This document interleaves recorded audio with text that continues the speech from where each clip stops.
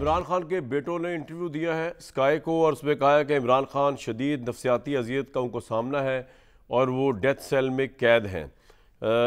वो same interview के अंदर जो है, और उन्होंने ये भी कहा कि हमें अब खदशा है, उनके बेटों ने कहा है कि शायद हम उन्हें दोबारा कभी ना देख सकें। इसके अलावा इमरान खान साहब की जो बहनें हैं उनके ऊपर दहशतगर्दी का मुकदमा दर्ज हो चुका है। वज़ीर आला सोहेल अफरीदी साहब जो है और KP के असम्बली के 5 अरकान इश्तिहारी करार दिए जा चुके हैं, यानी वज़ीर सोहेल अफरीदी जो है वो स्कॉन्डर हैं इस वक्त। और PTI के कोई 70 के करीब जो अरकान है ना, 70 से ऊपर KP के अंदर असम्बली के अंदर, वो पुलिस को मुख्तलिफ केसेस के अंदर मतलूब है। सिचुएशन ये है कि मुझे एक समझ नहीं आ रही बात कि इमरान खान जो इतने पॉपुलर लीडर हैं, क्या वजह है कि बकौल तहरीक इंसाफ के उनको कैद तन्हाई में भी रखा गया, उनको किसी से मिलने भी नहीं दिया जा रहा। हालांकि उसी इंटरव्यू के अंदर मुशर्रफ ज़ैदी साहब हैं जो पाकिस्तानी गवर्नमेंट के पाकिस्तान प्राइम मिनिस्टर के कुछ रिप्रेजेंटेटिव हैं, स्पोक्स पर्सन हैं, जो भी हैं, उसी इंटरव्यू के अंदर जब उसी एंकर ने जो उनकी बेटों का इंटरव्यू कर रही थी, स्काई की खातून जो थी, उन्होंने जब कन्फ्रंट किया उनको, पाकिस्तानी गवर्नमेंट के मुशर्रफ ज़ैदी साहब को, और कहा कि कैद तन्हाई में रखा गया इमरान खान को, डेथ सेल में रखा गया इमरान खान को और उनकी ज़िंदगी को ख़तरा है, तो उन्होंने पूरी लिस्ट पढ़ के सुनाई कि जब से उनको कैद किया गया है कितनी दफ़ा इमरान खान साहब अपनी बहनों को मिले हैं, कितनी दफ़ा उन्होंने अपने लॉयर्स को मिले हैं, और कैद तन्हाई वाला मामला जो है वो उन्होंने कहा बिल्कुल ही बुलशिट है। तो मैं इससे कतई नज़र एक और बात करने लगा हूँ कि इमरान खान साहब के मुतालिक ये परसेप्शन है कि वो आज भी पॉपुलर तरीन लीडर है। मैं इसको चैलेंज नहीं कर रहा, मेरे पास कोई तरीका भी नहीं चैलेंज करने का, लेकिन मैं हैरान ये हूँ कि ये जब खबरें ख्वाह वो सच्ची हैं झूठी हैं, ये जब बाहर आती हैं कि इमरान खान शदीद नफसियाती अजियत का शिकार है, डेथ सेल में है, शायद दोबारा उनको कोई देख ही ना सके, और उससे बड़ी खबर तो वो आई जो कि अगरचे झूठी खबर थी लेकिन PTI ने उस पर मनोमन ईमान ले आए, अफगानिस्तान और इंडिया के चैनल चलाई कि इमरान खान का खुदा ना खासा दुनिया जा चुके हैं। उसके बावजूद कोई पत्ता टस से मस नहीं हुआ। क्या KP, क्या पंजाब, जहाँ PTI की सबसे ज़्यादा स्ट्रेंथ बताई जाती है, कोई 1000 बंदा भी उसने प्रोटेस्ट नहीं किया बाहर निकल कर हुकूमत वक्त के ख़िलाफ़ या सिस्टम के ख़िलाफ़ कि हमारे लीडर को आपने मार दिया, या हमारे लीडर को आपने इतने बुरे हालात के अंदर रखा हुआ है, या हमारे लीडर को जो है आपने डेथ सेल में रखा हुआ है, उसके साथ बहुत बुरी हो रही। तो मुझे नहीं पता पाकिस्तान में पॉपुलर लीडरशिप जो होती है वो क्या होती है। हमने इससे पहले भुट्टो साहब की पॉपुलर लीडरशिप देखी थी, वो बहुत पॉपुलर थे, जेन्युइनली पॉपुलर थे वो भी, लेकिन कोई एक बंदा नहीं निकला फांसी के लिए, तो फिर उनको फांसी लग गई, नाजायज़ लग गई। लेकिन इसलिए नाजायज़ लगी कि उस ज़माने का जो मार्शल लॉ था उसको तो कोई एक ही प्रेशर आ सकता था ना, कोर्ट तो जेब में था, कोर्ट तो कोर्ट के अंदर था, उस सिस्टम के एक ही प्रेशर आ सकता था कि पीपल्स पार्टी के लाखों करोड़ों वर्कर्स बाहर निकल आते, वो नहीं निकले, उनको फांसी लगी, पता भी नहीं चला, दी अदर डे हो गया। अब इमरान खान साहब इतने पॉपुलर लीडर हैं, मैं डिनाई नहीं कर रहा, लेकिन उनकी मौत की खबर आ जाती है, उनकी नफसियाती अजियत का आ जाता है, उनके वज़ीर आला के साथ बकौल वो जुल्म हो रहा है, उनकी बहनों के साथ जुल्म हो रहा है, तो PTI किस चीज़ का इंतजार करिए। अगर वो पॉपुलर है तो वो बाहर क्यों नहीं आते PTI, और अगर वो बाहर नहीं आती तो इस पॉपुलैरिटी का क्या फ़ायदा है। ये तो सारे हवाई शॉट्स हैं। सोहेल अफरीदी साहब क्या कर लेंगे अगर उनके साथ अवाम ही नहीं है लड़ने मारने के लिए या इंकलाब लाने के लिए या इवन पीसफुल प्रोटेस्ट करने के लिए। मुझे समझ नहीं आई पाकिस्तान की पॉलिटिक्स, और ये वो वजह है जिसकी वजह से आप कुछ भी कही जाए कि जी ये बड़ा जालमाना सिस्टम है, ये बड़ा फस्तायत पे मबनी सिस्टम है, PMLN को कोई फ़र्क नहीं पड़ने लगा क्योंकि अवाम उनके खिलाफ या इस सिस्टम के खिलाफ बाहर नहीं निकल रहे। राना एहसान अफजल साहब, मजहर अब्बास साहब, शौकत यूसुफजई साहब, शौकत साहब, इतने बुरे हालात कोट किए जाते हैं इमरान खान के, इतने के आंखों में आंसू आ जाए, जज्बात, आपका दिल जो है वो धड़कना शुरू हो जाए, आम दिल जो है। तहरीक इंसाफ को कोई फ़र्क ही नहीं पड़ता।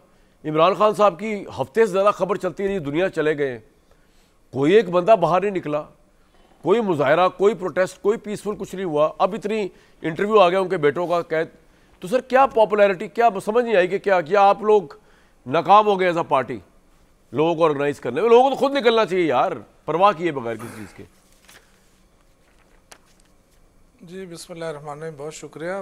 देखिए, हम तो पॉलिटिकल पार्टी हैं, पॉलिटिकल वर्कर हैं, और इस वक्त ऐसा नहीं है कि कोई सियासी हुकूमत है और हम उसके ख़िलाफ़ नहीं निकल रहे।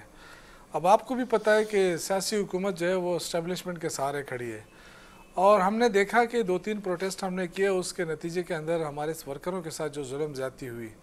तो अब देखिए, आपकी बात बिल्कुल दुरुस्त है कि आवाम के अंदर गम और गुस्सा तो है, वर्कर के अंदर लावा तो पक रहा है, लेकिन जो लीडरशिप है वो काफ़ी कोशिश कर रही है कि कहीं ऐसे सूरत हाल पैदा ना हो कि जिससे और मुश्किलात बढ़े। तो हमारे लिए तो मुश्किलात ही मुश्किलात वैसे भी हैं, कोई अच्छे हालात तो हमने देखे ही नहीं है। 9 मई, फिर उसके बाद 26 नवंबर, फिर उसके बाद और, तो सियासत तो करनी है हमने, लेकिन जो इस वक्त पंजाब में जो कुछ हो रहा है कि जो वर्करों के साथ जो जुल्म ज़्यादती हो रही है, जिस अंदाज से पंजाब में डील की जा रही है और सियासी स्पेस ख़त्म की जा रही है, तो उस पर मैं ज़रूर कहूँगा कि इसमें हमारी नालायकी भी हो सकती है, कुछ भी हो सकता है, लेकिन हमारी कोशिश ये है कि मुल्क जिस मुश्किल दलदल में फंसा हुआ है, अगर हमारी कोई ऐसी मूव हो जाए जिससे और मुल्क को नुकसान पहुँचे, तो हम नुकसान नहीं पहुँचाना चाहते, लेकिन ये जो हुकूमत है ये अज खुद अपने पैर भी काट रही है, जमहूरियत का गला भी घोंट रही है। तो है, मुश्किलात हैं, बिल्कुल मैं आपसे एग्री करता हूं। लेकिन शौकत साहब, ये हुकूमत तो बड़े आराम से चल रही है, इसको आप कठपुतली हुकूमत कह लें, इसको आप कोई भी हुकूमत कह लें, ये तो बड़ी मौज कर रही है, स्टेबल काम चल रहा है। मैं और मार धाड़ का नहीं मैं कह रहा आपको, एक पीसफुल प्रोटेस्ट होता है, एक इम्पैक्ट वाली डेमोन्स्ट्रेशन होती है, लोग आके बैठ जाते हैं, कोई ये नहीं कि वो हमलावर हो जाते हैं, लेकिन कोई नजर नहीं आ रहा। लेकिन चलो उसको तो कतई नजर ये बताएं कि ये हुकूमत तो बड़ी आराम से चल रही है। कामरान साहब, जी सर। कामरान साहब देखें, आप पुरअमन प्रोटेस्ट की बात करते हैं, ये जो 2 दफ़ा खान साहब की बहनों के साथ हुआ, क्या ये पुरअमन प्रोटेस्ट नहीं था? और ज़्यादा लोग भी नहीं थे, मतलब ये कि एक महदूद तादाद थी और वो सिर्फ पुरअमन एहतजाज करने जा रहे थे। तो आप बताएं कि उनके साथ क्या हुआ?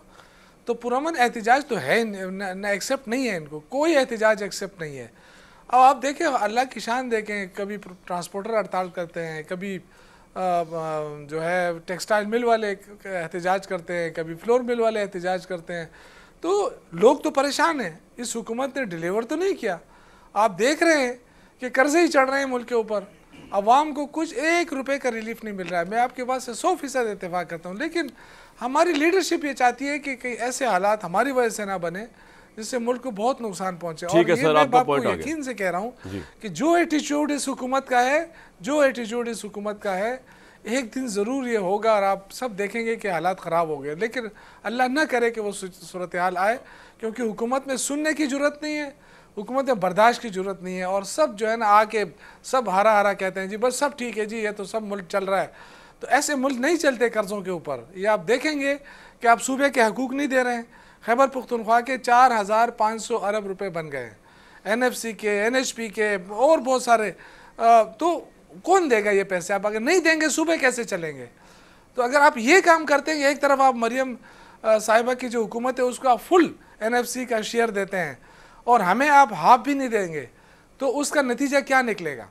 कब तक ये लोग जो है ना इंतज़ार करेंगे और बर्दाश्त करेंगे?